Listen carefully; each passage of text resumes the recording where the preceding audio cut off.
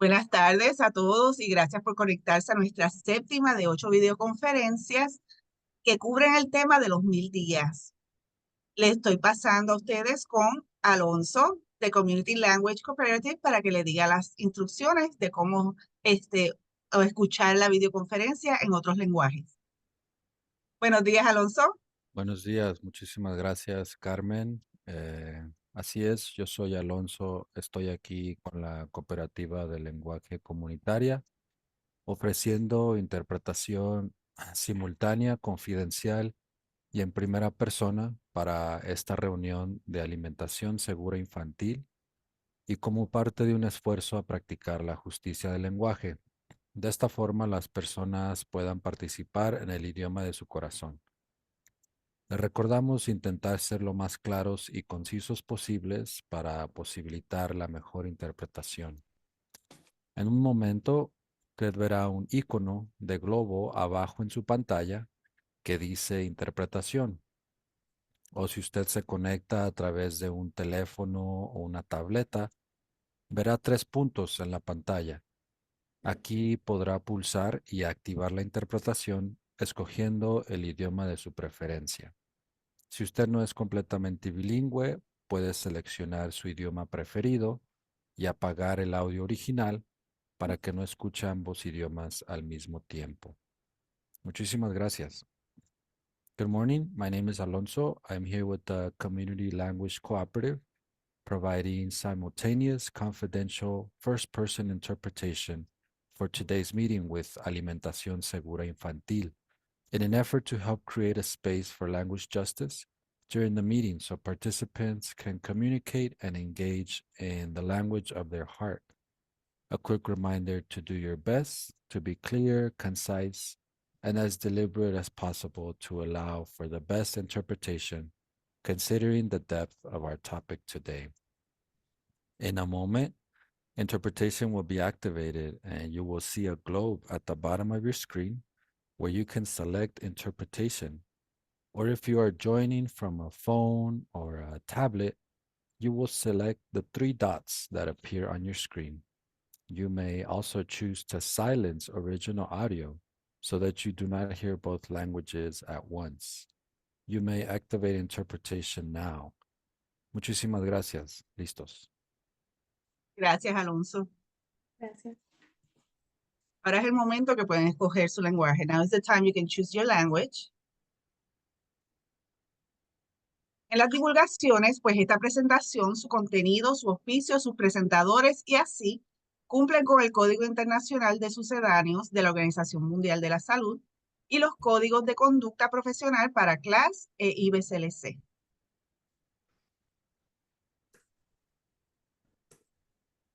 Ahora, los alimentos comerciales y procesados parecen ser un peligro constante a la gestación, la lactancia y la alimentación complementaria.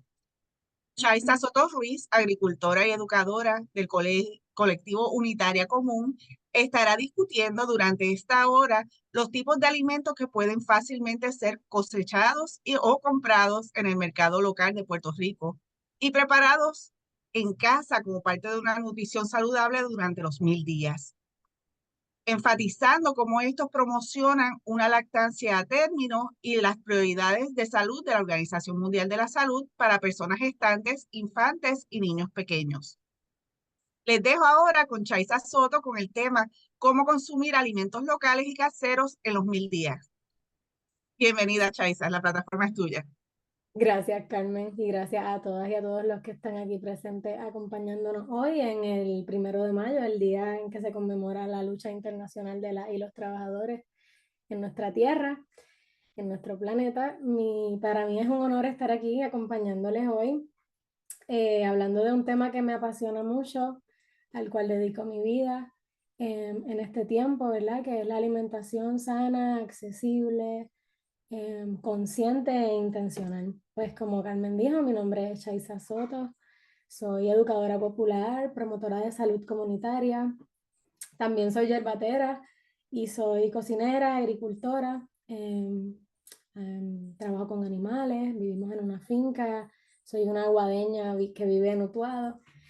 Y mi pasión es, ¿verdad?, la educación. Aquí comparto una cita de la gran bandana Shiva, que dice: las mujeres han sido expertas en semillas, productoras de semillas, selectoras de semillas, conservadoras de la biodiversidad del mundo. Los 10.000 años de experiencia humana en alimentarnos es una experiencia mayormente de las mujeres. Y el tema que vamos a tocar hoy es cómo consumir alimentos locales y caseros en los 1000 días. Para abordar ese tema tenemos unos objetivos, ¿verdad? Y entre ellos se encuentran adquirir herramientas que nos permitan consumir alimentos locales y caseros durante los 1000 días, que ojalá puedan convertirse en hábitos que brinden mayor salud al hogar y a la comunidad cercana. También conocer cómo los alimentos nutritivos locales apoyan la salud materno-infantil, familiar y una lactancia a término. Para quienes no conocen, brevemente, los 1000 días son el periodo que comprende, es un periodo muy crítico, que comprende desde el día de la concepción hasta los 2 años de nacido de un ser humano. Y podríamos empezar a hablar de cómo consumir y cocinar alimentos o cosechar alimentos locales y nutritivos, pero para mí es importante que sentemos unas bases, una raíz, una historia de por qué estamos aquí hoy hablando de esto. ¿Por qué nos toca recordar cuáles son las prácticas que nos mantienen en salud y en bienestar? Los sistemas coloniales que nos han sido impuestos nos desconectan de los saberes esenciales para la vida digna, y esto era algo, esta conexión era algo que tenían nuestros ancestros y ancestras desde su nacimiento. Era transmitido este conocimiento de qué yo tengo que hacer para estar bien, además de cómo lo percibían, ¿no? Los seres humanos somos seres contextuales, o sea que todas las fuerzas y las historias que nos preceden nos forman hoy día como sociedad. Así que entre más nosotros sepamos acerca de nuestra historia, más autonomía nosotros podemos tener acerca de las decisiones que vamos a tener en nuestro y proceder en nuestro vivir intencional. Un poquito de historia y raíz. Quisiera leer un extracto de los apuntes sobre la historia de la agricultura en Puerto Rico por Nelson Álvarez Feble. Me parece un escrito bien icónico e importante para conocer un poquito más acerca de nuestra historia agrícola. Y cito, que dice: los taínos fueron descritos por los primeros cronistas españoles como más vegetarianos que carnívoros, de buen porte físico y saludables. Eran agricultores, cazadores, pescadores y recolectores. Recogían frutas, raíces, cortezas, plantas comestibles y medicinales, caracoles e insectos. Comían sus alimentos crudos mayormente, hervidos, guisados, tostados y asados. Cazaban aves, tortugas, pequeños mamíferos y manatíes, y pescaban todo tipo de crustáceos, peces y otros animales en aguas dulces y aguas saladas. Hacían conucos o fincas o siembras altamente biodiversos, en los cuales practicaban los cultivos intercalados y las rotaciones. Cosechaban maíz, yuca, calabaza, habichuelas, la famosa llamada milpa, tomates y muchos otros alimentos. Aunque había intercambio y comercio con otros pueblos del área del Caribe, al igual que en todo nuestro planeta, nuestros ancestros eran autosuficientes. Los españoles, después de la colonización, empezaron a pasar hambre e intentaron adaptar cultivos de origen europeo al clima tropical. Entre esos cultivos que integraron los europeos estaban el arroz, los garbanzos, el ajo, la cebolla y entre otros vegetales. Desde entonces hemos dependido de esa importación para el abastecimiento de otros alimentos que están integrados ya en nuestra dieta, como las aceitunas, el aceite de oliva, la harina de trigo y el pescado salado, especialmente como conocemos el bacalao. La caza indiscriminada y la ignorancia de los ciclos reproductivos diezmaron en poco las poblaciones de las aves y otros animales comestibles. Los europeos introdujeron cerdos, vacas, gallinas, caballos, ovejas y cabras, que entonces formaron parte de nuestra dieta más adelante. Y nuevas industrias pasaron a dominar la economía agrícola de la isla, como la caña de azúcar, la ganadería, el comercio de pieles y la producción de jengibre. Yo creo que todos nosotros y nosotras tenemos algún familiar que trabajó en el cultivo de la caña. La necesidad desmedida de madera para la construcción y para leña llevó a la rápida destrucción de bosques y manglares. Por eso que en Puerto Rico existen muy pocos y atesorados bosques primarios, y a pesar de que vemos que hay mucho verde y mucho monte, pues en realidad son bosques secundarios. La mayoría de la madera para construcción buenas, maderas nobles, están en las iglesias y las estructuras europeas y también alrededor de Latinoamérica. La alimentación intencional como herramienta de empoderamiento para la salud. Bueno, el alimento no solamente tiene que ver con nuestra salud física, sino también implica pertenecer a una comunidad, cómo nos integramos, nuestros lazos familiares a la hora de comer, las dinámicas en nuestro hogar y nuestro rol en el ecosistema también. Cuando decidimos comer intencionalmente, en realidad no hay reglas. Vivimos en un tiempo, especialmente en las redes sociales, que sufrimos el, el bombardeo de información y a veces implica un estrés muy fuerte la manera en que vamos a escoger nuestros alimentos. Muchas veces comer intencionalmente implica volver a lo básico, mirar qué hacían nuestros ancestros. Para algunas personas es eso, para otras personas es mirarse y conocerse a sí mismos y ver cómo se sienten después de comer un alimento o después de no comer cierto alimento que comían. Alrededor de la alimentación se encuentra, ¿verdad?, la sustentabilidad, la ética, el placer, que es muy importante, la justicia social, el costo de los alimentos, la salud o la comunidad. En este sistema de desvínculo, ¿cómo nosotros nos revinculamos con la alimentación? Y nosotros, ¿verdad?, en este contexto como personas que criamos, cuidadores y que probablemente tenemos una generación más joven a nuestro alrededor. Y aquí puse imágenes de mis crías integrados, ¿verdad?, en el proceso de la finca y el hogar, porque aquí es donde vivimos, pero para otras personas se puede ver diferente, ¿verdad? Y estas imágenes me avivan mucho la palabra ensuciarse, ¿verdad? Como yo, que fui criada en los 80, besos mami, 89, mami me decía que a mí no me gustaba ensuciarme. Y en realidad, más adelante me di cuenta que en realidad a ella no le gustaba que yo me ensuciara. Entonces, ¿cómo nosotros repensamos lo que es ensuciarse y metemos las manos? Porque podemos decirle a nuestros hijos que comer saludable es importante, que sembrar es importante, pero si ellos no lo hacen con sus manos, con su cuerpo, no lo van a entender, no lo van a integrar y nosotros tampoco. Podemos leer 10.000 artículos, ¿verdad?, de alimentación sana, de agricultura, pero si no ponemos las manos en la tierra y nuestro cuerpo lo integra, pues es otro cantar.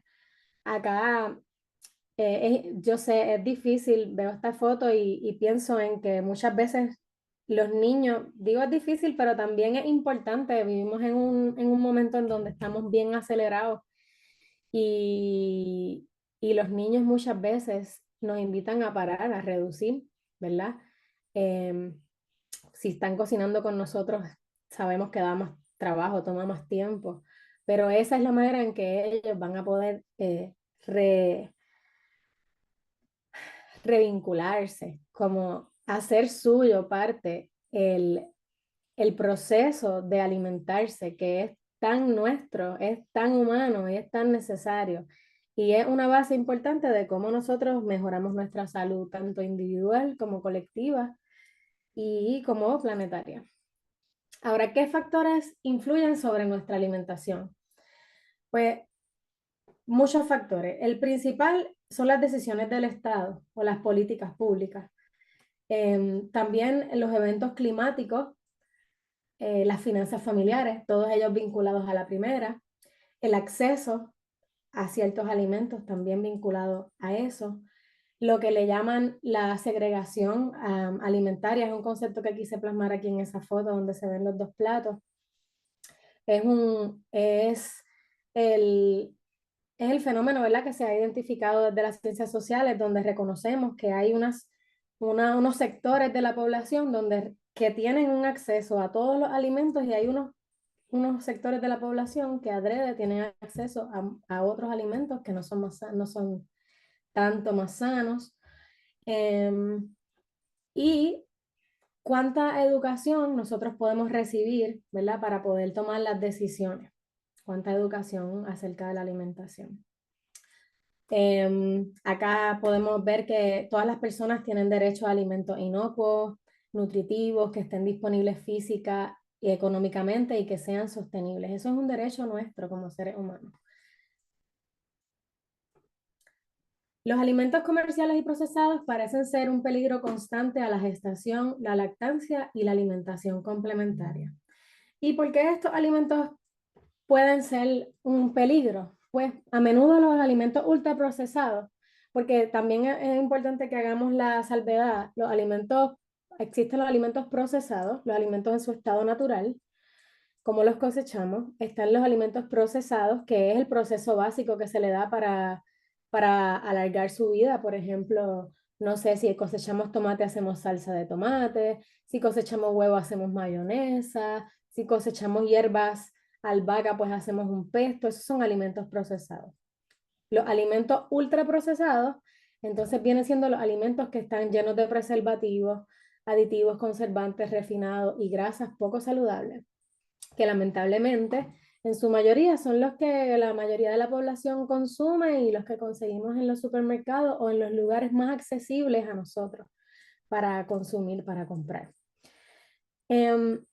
Entonces, estos alimentos lo que hacen, que los convierten peligrosos, es que reemplazan los nutrientes por alimento vacío, por aditivos, por estimulantes. Muchos de ellos, por ejemplo, los nitritos, el glutamato monosódico, que no sé si lo han escuchado por ahí, que suena bastante, que es lo que le da el colorante al sazón. Y yo creo que quizás aquí hemos estado con una bolsa de Doritos y de repente no podemos parar. Pues eso es lo que hace. Esos aditivos, además de ser nocivos a la salud, también son nocivos a nuestro sistema nervioso y nos estimulan unas partes de nuestro cuerpo que quieren más, quieren más. Y ahí pues está atado también el sobrepeso. El consumo de los alimentos ultraprocesados está involucrado y es un peligro porque está involucrado en el 48, del 48 al 53%, dice la nueva estadística, en el riesgo de ansiedad y trastornos mentales comunes, mucho desarrollo de riesgo de trastornos relacionados al alimento. Y también en un aumento del 12% en el riesgo de diabetes tipo 2. Sabemos que en estos 1000 días es un periodo crítico, porque ¿verdad? Según la epigenética, es el periodo en el cual el ser humano crea todas las estructuras que van a dar pie al cuerpo que va a hacer de toda su vida, ¿verdad?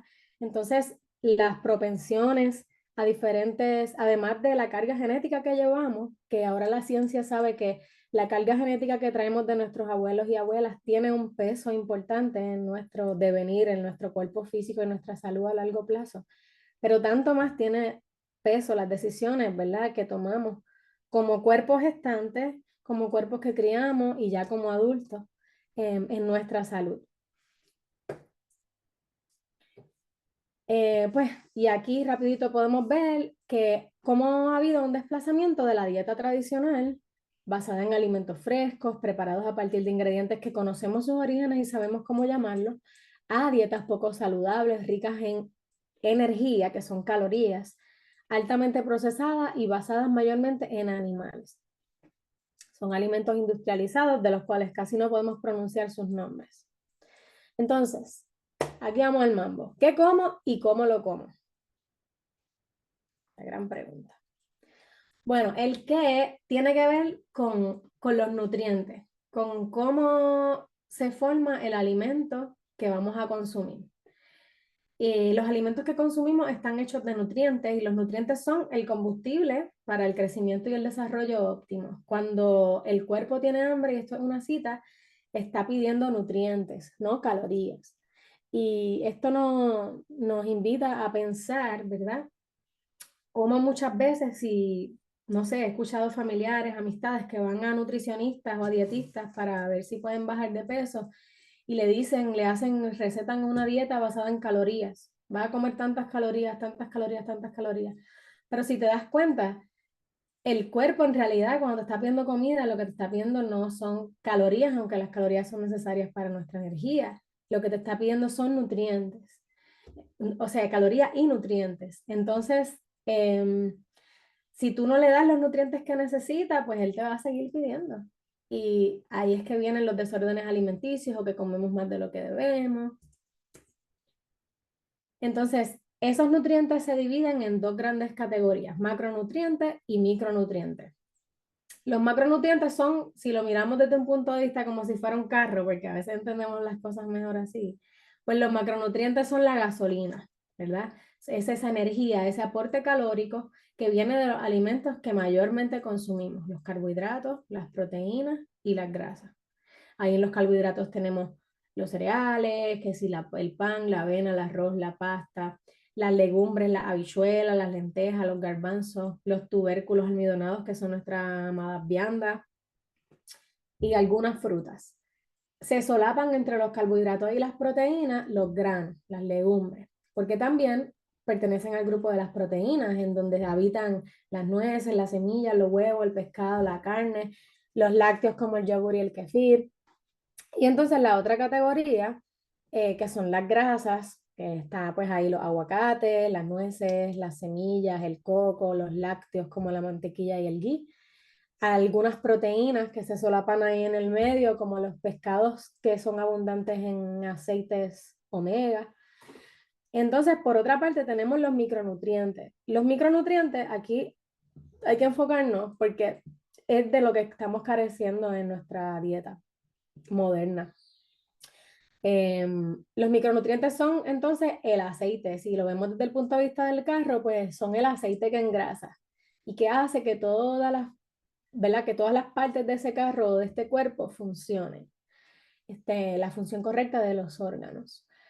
No aportan calorías o no tienen un aporte significativo de calorías, digamos lo mejor, pero aportan entonces los nutrientes. Por ejemplo, las zanahorias aportan la vitamina A, los huevos la vitamina D, el brócoli la vitamina K y así sucesivamente. ¿Cómo retomamos la cocina como espacio de poder?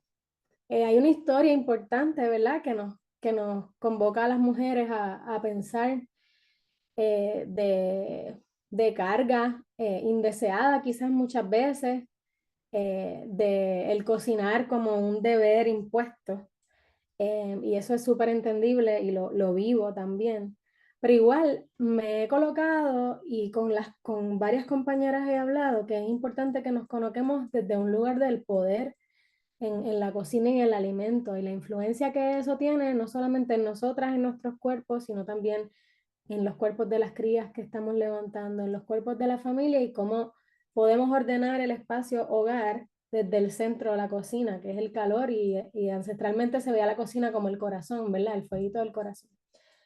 Cómo nosotras y nosotras retomamos la cocina como un espacio de poder. Cómo descolonizamos el paladar.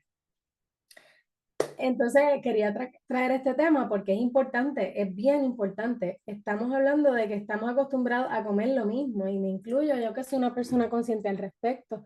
Muchas veces dejo de comer un alimento cierto tiempo y de repente lo pruebo y me toma tiempo volver a coger el gustito.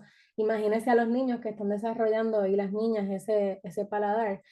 Así que por ejemplo, aquí, ¿quién dijo que las albóndigas tenían que ser con espagueti? Acá las albóndigas, unas albóndigas de las que vamos a hablar ahorita, como sugerencia de alimento para integrar nutrición, eh, acompañadas de un ñame y de un repollo con mayonesa hecha acá en casa, por ejemplo.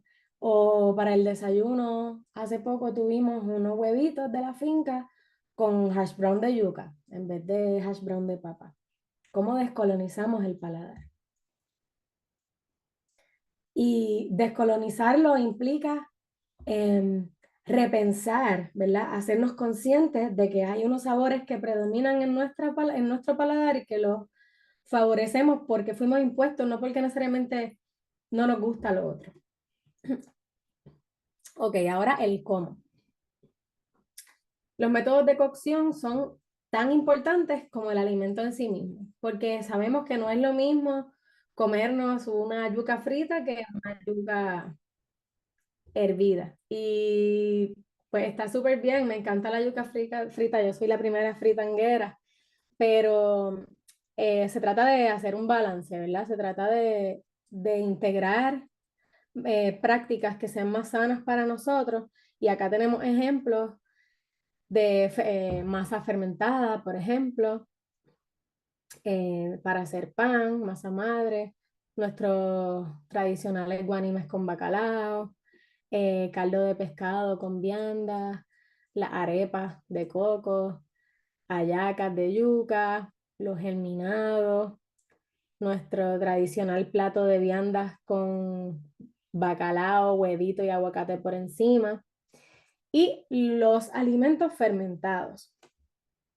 Acá vemos pues alimentos a la plancha, al vapor, en caldos y los alimentos fermentados. Los alimentos fermentados resultan ser muy beneficiosos para la salud porque aportan a la microbiota de nuestro sistema digestivo. Y cuando tenemos un sistema digestivo bien vivo y bien nutrido, ¿verdad? Con lo que le llaman los probióticos ahora que suenan bastante, podemos absorber mejor los nutrientes. Muchas veces resulta que comemos alimentos más nutritivos, pero si no tenemos nuestra microbiota intestinal sana, pues es muy poco de esos nutrientes lo que podemos digerir. Algunos ejemplos de alimentos probióticos fermentados que son accesibles puede ser el repollo fermentado que se llama sauerkraut o chucrut, los encurtidos de vegetales como pepinillos, cebolla, pimientos, el pan de masa madre. Yo creo que es importante y sería muy bueno que muchos podamos retomar y aprender a hacer nuestro propio pan. El yogur. El yogur es un alimento importante que hay que pararse aquí porque el yogur comercial que encontramos por ahí o más común es un yogur con azúcares. Entonces resulta que los alimentos probióticos, si están acompañados de un exceso de azúcar, el azúcar mata las bacterias beneficiosas, las elimina porque es muy ácido. Entonces, si estamos comiendo un yogur que es probiótico junto con azúcar, pues no estamos haciendo un gran aporte. El requesón, que es el queso campesino, es muy bueno para el para nuestro sistema digestivo. Y el chocolate negro. La kombucha, que es una bebida fermentada de origen oriental, pero también aquí en Puerto Rico tenemos el Mavi. Los caldos, las doñitas saben. Para empezar, los caldos son mi comida favorita. Yo me he dado cuenta con el tiempo que después que como un caldo me siento bien diferente. Y gente, no es por nada que la mamá de Tito Trinidad le daba su sopa de pollo antes de que fuera a sus peleas. Los caldos tienen esa capacidad de extraer los nutrientes de los alimentos y haciéndolos accesibles.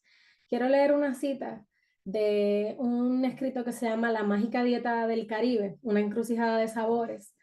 Dice, la carne era barata y las clases desfavorecidas, o sea, los más pobres, consumían las menudencias. ¿Qué son las menudencias? Las menudencias son los huesos, el hígado, las patas, el, el corazón, o sea, lo que la gente de una clase social más ventajada no quería. Hoy todavía subsisten variadas formas de preparación en toda la región, de lo que se conocen como mondongos o sancochos. Las carnes o vísceras se acompañaban de vegetales del campo, como plátanos, ñames, yucas, berenjenas, chayotes, calabaza, tomate, ajo, cebolla y sazonados con briznas de comino, cilantro, pimienta negra, azafrán, que multiplicaban el estallido de sabores. Entonces, sí, vemos bien aquí que siempre es bien importante resaltar aquí que los productos animales, ¿verdad? Eran siempre acompañados de productos vegetales.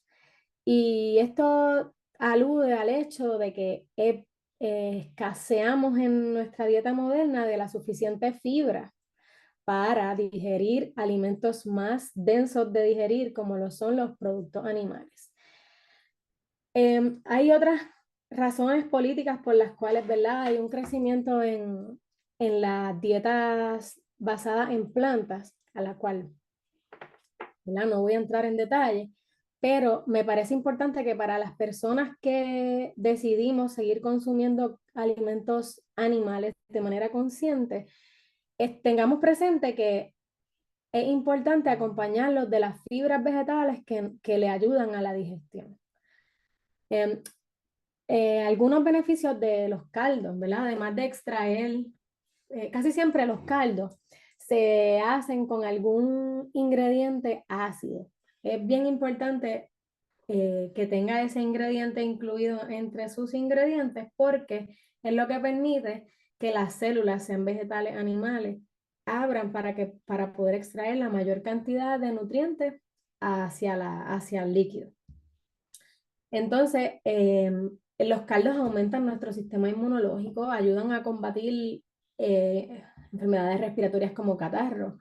El caldo de pollo, el famoso caldo de pollo, por ejemplo, contiene cisteína, que ayuda a fluidificar las secreciones nasales. Los otros caldos igualmente nutritivos para combatir catarros y enfermedades. Aumentan la capacidad de digestión, por el que el colágeno favorece los jugos gástricos y también nos ayudan a hidratarnos por los electrolitos que se encuentran, ¿verdad? Vitaminas, minerales, sales que se encuentran en ese caldo. Nos ayuda a reducir las inflamaciones y cuidar la piel y las articulaciones por la gelatina y el colágeno que contienen. Protegen las cuerdas vocales por lo mismo.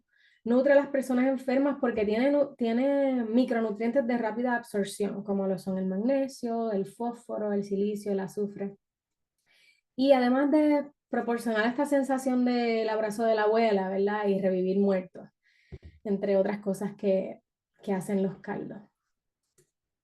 Acá tenemos un ejemplo de unos caldos de hueso que preparamos en la casa. Nos ayudamos de ollas eléctricas cuando tenemos que salir de la casa. Estas ollas no son de un alto consumo energético, o sea, no te van a no te van a elevar la factura de la luz significativamente. Ancestralmente se hacían en ollas a fuego lento, en los fogones, también en las estufas. Pero de estas ollitas así y ollas eléctricas de cocción lenta nos ayuda mucho a mí, en mi caso, después de ser mamá, para que esto sea una realidad y yo no tenga que estar todo el día en la cocina.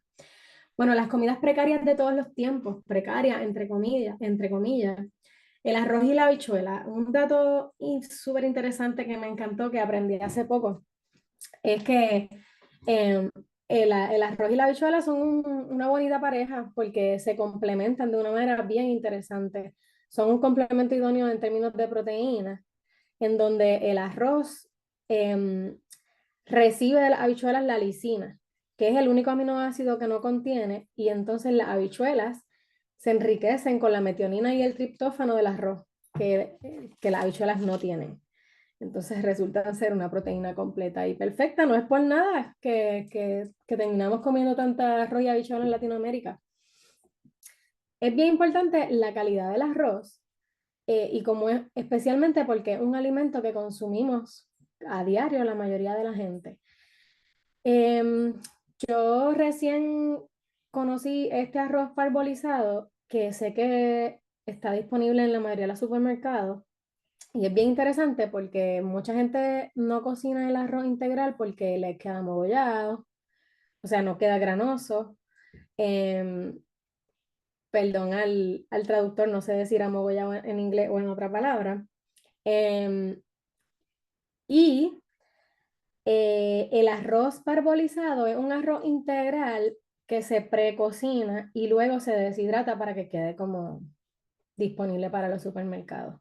Así que tiene las propiedades, las bondades del arroz integral y las bondades de un arroz, digamos, refinado porque se cocina más rápido que el arroz integral y queda granoso. También además del tipo de arroz que se usa, el arroz en nuestra familia lo usamos como estratégicamente para añadir alimentos más nutricionales. Por ejemplo, la famosa quinoa, el amaranto, el millo o millet, otros granos que sería difícil para los niños consumir por su textura y que no están acostumbrados, pues entonces los añadimos. No sé si pueden observar en ese arroz que tiene colorante de cúrcuma, añadimos esas bolitas pequeñas, son amaranto, que es un grano un pseudo grano muy proteínico y con muchos micronutrientes. Bueno, por encimita vamos a ver a la alimentación tradicional versus la alimentación moderna.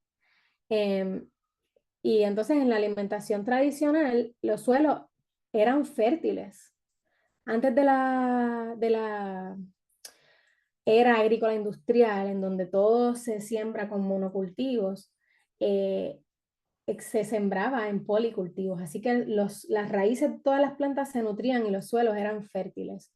Ahora los alimentos los sacan de suelos que están deprimidos de nutrientes. Es por eso que entonces, por ejemplo, un estudio concluyó que la vitamina A que conseguimos comiéndonos 8 chinas hoy día, nuestros abuelos la conseguían con comerse una sola china. ¿Por qué? Porque del suelo es que salen los nutrientes que reciben las plantas y por ende los frutos. Otras prácticas tradicionales que era el consumo, como ya hablamos, de las vísceras y las carnes animales versus el consumo de los músculos del animal, solamente que nos comemos ahora y todo lo demás queda ¿verdad? En un rezago.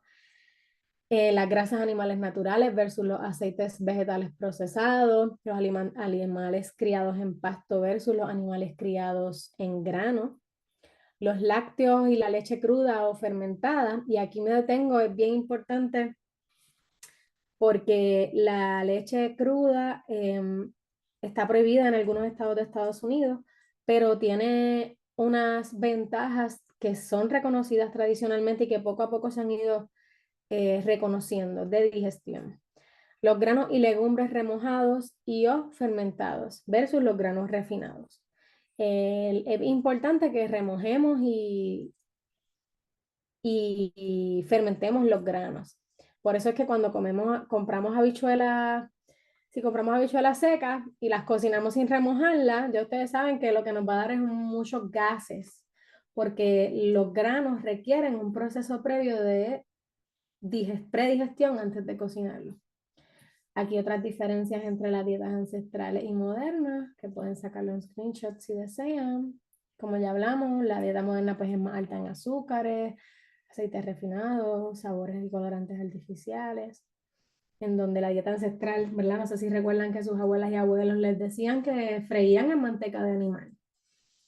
Y hay unas razones políticas por las cuales dejamos de consumir esas dietas, para otras no son razones de bienestar y salud. Los cultivos por temporada en Puerto Rico. Entre la primavera y el verano, entre muchas otras cosas, ¿verdad? Se cosecha chayote. Hay abundancia de chayote ahora mismo.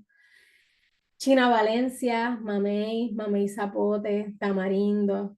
De la primavera al otoño, que es una temporada muy larga, hay panapén, mapén, chayote, carambola. De la primavera al invierno, algunos mangoes, eso varía. La pana de pepita, que pocos la conocemos, pero es muy, muy nutritiva, y la parcha. En el invierno ya se empiezan a sembrar los gandules, las habichuelas tiernas, el maíz dulce, la mandarina, y de invierno a primavera, pues la cebolla, la china nativa, el tomate, que esta es la, ¿verdad? La primavera agrícola que le llamamos, la yautía blanca, el repollo. Acá les puse un calendario de abundancia en donde podemos ver los cultivos de Puerto Rico a través del año. El verde es cuando están en abundancia, el amarillo es comienzo o poca producción y el blanco es donde no hay producción. Y vemos aquí que cultivos como la lechuga, el limón, el coco, la carambola, la batata, la papaya, son cultivos que están gran parte del año siendo cultivables. Acá tenemos una lista de las frutas, de las cosechas boricuas de la canasta básica, todas ellas ricas en micronutrientes y que es importante y bueno añadirlas a la dieta. Si no las podemos comer frescas, podemos comprarlas, picarlas, congelarlas y usarlas en batidos. Esa es una opción. Vegetales de hojas verdes. Se cultiva acá la espinaca, la selga, la lechuga, el kale, la col versa, las hojas asiáticas y las mostazas. Raíces y viandas, muy, muy ricas en almidones sanos y micronutrientes. El jengibre, la malanga, el ñame, la batata, la calabaza, yautía, plátano, yuca y chayote. Por acá algunos vegetales que también se cultivan. Y los productos lácteos locales y los productos animales. Sembrar y comer de la tierra. Bueno, la milpa. La milpa es un método de cultivo ancestral latinoamericano que resulta bien importante para nuestra subsistencia. Y es donde se combinan la habichuela, la calabaza y el maíz. Se puede usar un espacio pequeño en donde se siembran a cierta distancia para que ellas puedan crecer juntas. La habichuela se sostiene del maíz, la calabaza es rastrera y ninguna se bloquea el acceso al sol o a los nutrientes del suelo. Las viandas que sostienen, es importante, las viandas se pueden sembrar hasta en pailas. Yo he visto ñames que crecen en pailas, en neveras viejas, que se acuestan. Yo puse algo de siembra en contenedores. Y algunos alimentos de cultivo intensivo, pues tenemos los rábanos, el cilantrillo, las hierbas, las hojas verdes, la berenjena, los tomates y la calabaza. La calabaza, si la vas a sembrar sola, es casi silvestre. Tú tiras esa semilla y a ella casi ni le gusta que las manejen en realidad. Acá podemos ver una nevera acostada, ¿verdad? Que ahí nosotros hemos cosechado también en goma, se cosechan viandas, se cosecha yautía, se cosecha ñame. Puedes hacer hasta una columna de 3 gomas y rellenarla de tierra. Los bancos elevados, las pailas. Acá podemos ver la milpa, cómo se puede combinar esos 3 cultivos que además son una comida balanceada y tienen una sinergia entre ellos. Las plantas silvestres densas en nutrientes son bien una propuesta importante porque son plantas que conseguimos por ahí y si las reconocemos, primero son un alivio económico a nuestra salud, a nuestro bolsillo y son un apoyo a nuestra salud porque son plantas bien densas en nutrientes. Por ejemplo, el berro es considerado el alimento más sano para la tierra y o sea, es una comida que comían nuestros abuelos y abuelas. Lo añadían a los guisos, lo comían fresco, crece a la orilla del río. El blero, al lado tenemos la verdolaga, que se considera la planta, perdonen, ay, ¿qué hice? Se considera la verdolaga la planta de origen vegetal con más ácidos grasos omega 3 y omega 6. Así que sabe un poquito a pescado. Pero esta planta crece silvestre por ahí en todos lados. Es importante que las plantas silvestres las cosechemos de un lugar que esté alejado de las carreteras o de lugares donde se tira herbicida, porque ellas son tan densas en nutrientes, ellas están en esa misión tan importante de absorber nutrientes que también ahí pueden absorber los químicos nocivos y los metales pesados que habitan en esas sustancias. Bueno, aquí vamos a lo práctico, algunos alimentos, algunos cultivos accesibles para integrar en los alimentos diarios, pero ¿con qué tiempo? Bueno, aquí tenemos algunas estrategias. Cuando yo empecé a sembrar en el área oeste de la isla, empezamos a sembrar col versa o collard green y me di cuenta que la gente la conocía un poco, pero cuando vine a esta montaña para Utuado, vi matas yo tenía esa noción de que era una semilla o era más del sur de los Estados Unidos y que aquí la gente no la conocía tanto. Y empecé a ver que en las casas de las doñas, de las señoras mayores, habían plantas de berza. Lo que pasa es que no las usaban ya casi.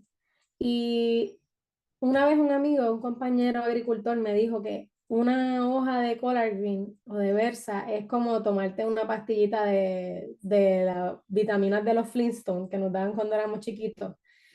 Tiene una cantidad extraordinaria de vitamina K, que es bien un nutriente que no conseguimos en muchas cosas y que es muy importante para los huesos y la sangre.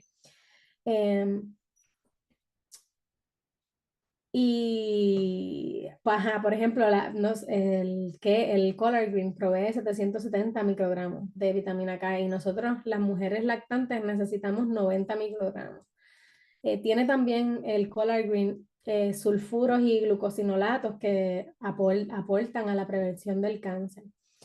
Cocinarlas al vapor pues ayuda a que se retengan los nutrientes y las maneras de cocinarla, como yo más práctico se me hace, es con una plantita, 2 que tenga, yo tengo para echarle a los alimentos. Las pico bien chiquititas y las echo a la habichuela. O las echo a algún guiso que haga. O las echo en la carne molida o en la pasta. Entre más mañosos los niños, pues entre menos acostumbrados estén, pues más pequeñitas se pican. Una manera estratégica también de consumir hojas verdes es en salsas o pestos, porque es concentrado, es versátil, es nutritivo, es fácil y está vivo. Como pueden ver aquí, en una licuadora llena de hojas se saca una salsa bien concentrada. Y eso es versátil porque, por ejemplo, una vez nos vamos acostumbrando al pesto, lo podemos usar en la pasta, lo usamos encima del arroz, encima de las viandas, lo usamos encima de las carnes, encima de los vegetales. Se tiene en la nevera y es una cucharadita de una nutrición que no ¿verdad? Que no tiene comparación. Además, los pestos tienen también ajo crudo que funciona como un antibacterial y antifungal y antiviral, es tremenda medicina. A los pestos se le puede añadir limón, se le añade, nosotros lo hacemos sin queso, se usan semillitas para darle ese umami del queso, así que hay muchas recetas por ahí. Las tortas de vianda también es una manera interesante de integrar esos alimentos fácilmente cosechados en Puerto Rico. ¿Por qué? Porque es algo que, por ejemplo, tratamos acá en casa de sacar un día a la semana, dentro de lo que se pueda, para preparar nuestros alimentos para la semana. Y si tenemos vianda, sancochamos vianda. A veces ese día se comen así con el bacalao o con lo que haya. Y después esa vianda que quedó la puedes guardar en la nevera y majarla a la hora de hacer las tortas. Para el desayuno, por ejemplo, se pueden hacer como tipos de pancake con la vianda majadita. Si quieres que quede más como pancake, le echas huevos. Si no consumes huevos, puedes usarlo como solito así, como saladito. Entonces, acá tenemos tortas de calabaza, como si fueran las barriguitas de vieja, pero sin freír. Tenemos acá tortas de yuca y esta yo creo que es de yautía, la de abajo. Son un excelente acompañamiento y estás añadiendo fibra. ¿Por qué la fibra es importante? La fibra es importante porque consumimos pocos alimentos, ¿verdad? Ricos en fibra y la fibra es lo que le llaman los prebióticos. Los prebióticos son los que dan paso es el alimento de las bacterias buenas de nuestro sistema. Noche Mexicana es otro ejemplo donde podemos integrar muchas cosechas accesibles, por ejemplo, y es fácil porque usamos el horno. Ahí tenemos aguacate, tenemos cilantrillo, tomate, habichuelas, queso, y es como ponerlo en la bandeja en el horno y me voy a bañar a los niños y vengo en 10 minutitos. Además, el placer de compartir una comida de manera relajada. Este ritual de poder sentarnos de manera tranquila a agarrar comida y comerla con tranquilidad y en familia. También podemos integrar cosechas en la repostería o la panadería. Acá tenemos unos bizcochitos de guineo arriba y unos panes de calabaza. Entonces, el tema del azúcar, pues hay que resaltarlo aquí.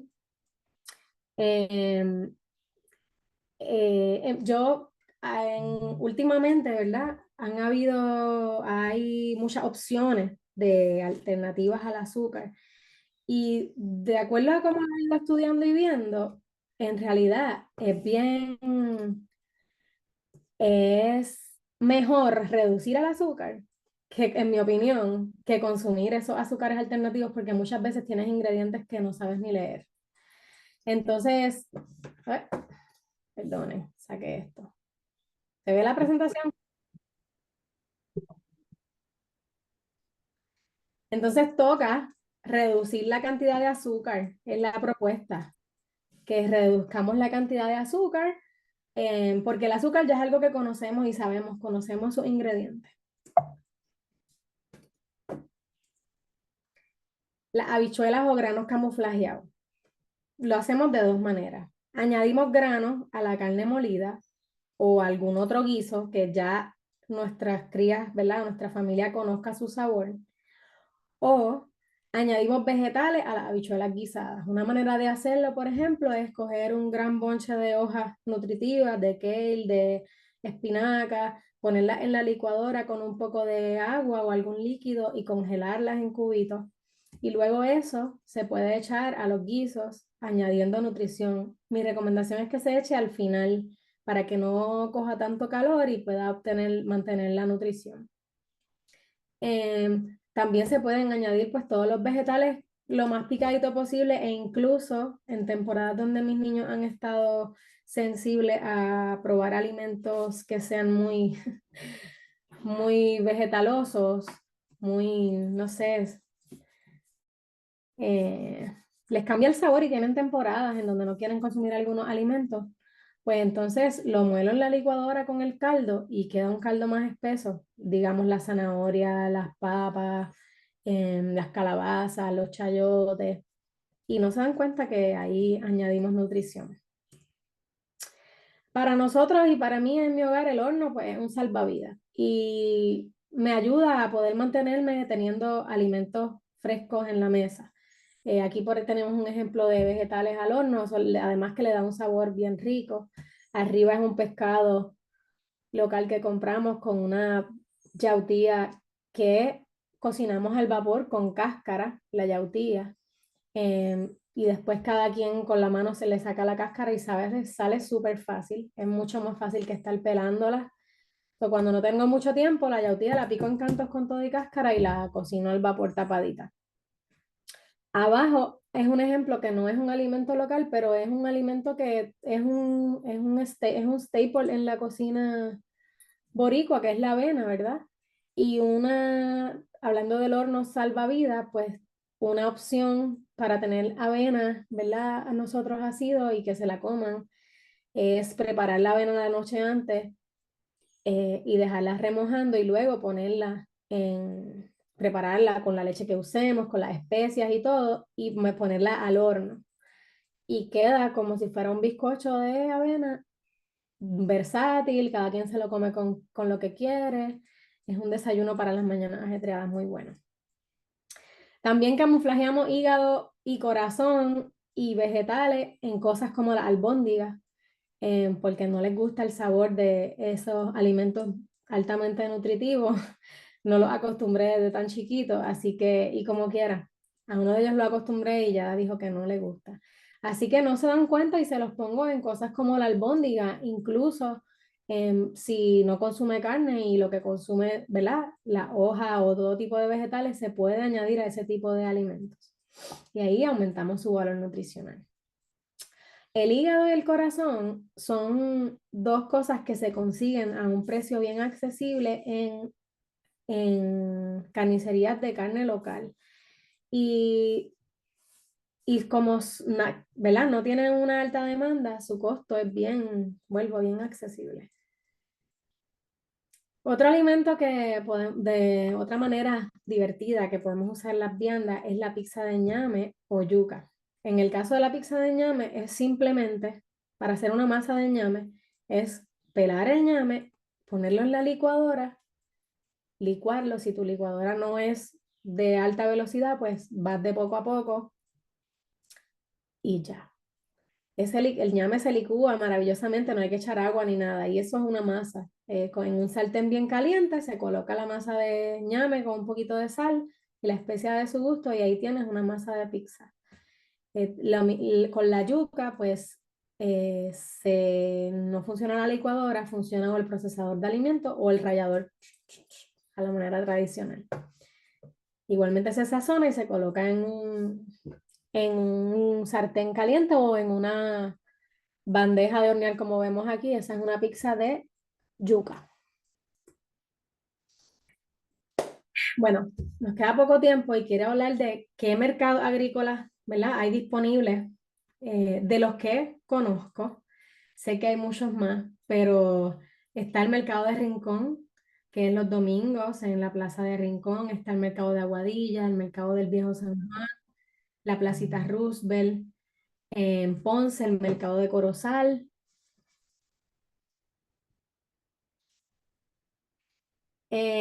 Mercados de entrega, pues tenemos Puerto Rico Produce, son mercados que cosechan, ¿verdad? Que recogen cosechas de los agricultores y las venden en unas cajas al sol de hoy, Cabo Rojo Steaks, La Microfinca, Frutos del Guacao, de Glendi's Farm Co-op, Agricultora PR, la agricultora Stephanie, Pura Pesca Puerto Rico. ¿Hay alguien aquí tratando de entrar? Y los que tienen el asterisco aceptan la tarjeta de la familia. Algunas escuelas de agricultura, tenemos la Escuela Vocacional Agrícola Soller, la Escuela Apicultura de Atillo, la Escuela Agrícola Esteban Bianchi Maldonado en Adjuntas, la Escuela Vocacional Agrícola de Toa Alta, la Escuela Agroecológica del Josco Bravo en Toa Alta, entre otras muchas escuelas, varias escuelas de agricultura. Una herramienta importante que tenemos si no tenemos el espacio en nuestras casas para sembrar y queremos participar de procesos de la tierra y de alimentos son los huertos urbanos comunitarios o los huertos comunitarios en general. Que yo conozca estos huertos en Ponce, Río Piedras, Caguas, Trujillo Alto, Santurce, San Juan. En diferentes residenciales públicos a través de la isla hay huertos también comunitarios y todos los que nos faltan por conocer, por favor, si alguien tiene conocimiento de algunos otros. Recursos recomendados, pues las tradiciones sabias de Weston Price Foundation, que habla mucho, se enfoca mucho en la nutrición del alimento.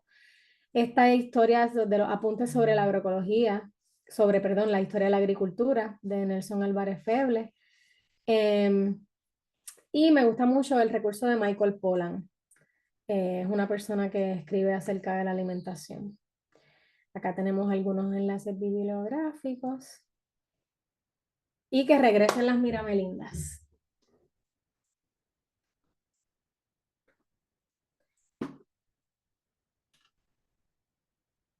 Muchas gracias, Chaisa, por excelente. Me trajiste muchos recuerdos porque yo crecí en Sabana Grande. Y ahora, bueno, cuando estaba en Sabana Grande, pues yo creo que el 90% de lo que consumíamos crecía en el patio de nuestras casas, igual en casa de mis abuelas. Y hoy en día, pues en casa de mi suegra, yo digo que en casa de mi suegra todos los fines de semana a hacer la compra. Me llevo de todo. Pues es excelente. Qué pena que no contamos con más tiempo porque sé que hay muchas dudas o preguntas, pero también pues vas a tener presentaciones en diferentes lugares de la isla donde pueden accesar y hacerte todas las preguntas que quieran. Con esto pues damos fin a la videoconferencia de hoy y los invito a conectarse a nuestra última videoconferencia el miércoles 15 de mayo a las 12 del mediodía, titulada ¿Cómo difieren las experiencias rurales y urbanas en Puerto Rico durante los 1000 días? Y esto es con Luisa Pérez Rodríguez de la organización Clase. Así que los esperamos el miércoles que viene, ¿no? El de arriba, para que se vayan registrando, pónganlos en sus calendarios. Esta charla hoy ustedes la están viendo en vivo, luego va a estar subida a la plataforma Podia, tanto en español como en inglés, así que, y tienen créditos de educación continua, para las que son IBCLC, pues cuenta con SERPs, así que, y son gratis, aprovechen estos temas que cubren, son 8 videoconferencias auspiciadas por Nacho, que cubre los 1000 días, desde la gestación, yo digo que hasta el destete o después hasta los 2 años, los 1000 días de nutrición y entonces de justicia alimentaria. Así que muchas gracias a todos por conectarse y nos vemos pronto. Hasta luego. Gracias.